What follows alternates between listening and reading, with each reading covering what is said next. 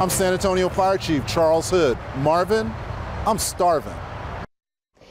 Well, Chief Hood, looks like you're in luck because you and all the Spurs fans are definitely getting your fill on and off the court during the NBA playoffs. In a special Spurs edition of Neighborhood Eats, Marvin Hurst hit the paint at the AT&T Center for some game time snacks. Good morning. So it is game time in the Alamo City, which means you need a snack. And Neighborhood Eats is going to take you where it's at. All that cheering at the AT&T Center is making fans hungry.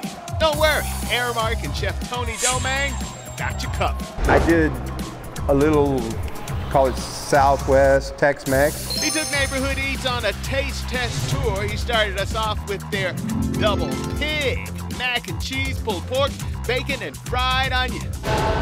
It's good. Next up, the kernel of stadium popcorn. It's our signature popcorn here. You just notice how big the kernels are compared to regular popcorn. Mm-hmm. Yeah, it's good popcorn. Keep talking.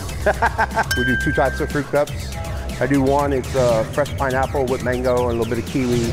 And they're all garnished with a tamarind straw with a little bit of chamoy and lucas. In the shuffle of fans, we got a chance to try their signature stacks. First, chicharrones, brisket, queso fresco, queso bravo, and pico de gallo. It's meant to be shared, so we pulled in a Houston Rocket fan.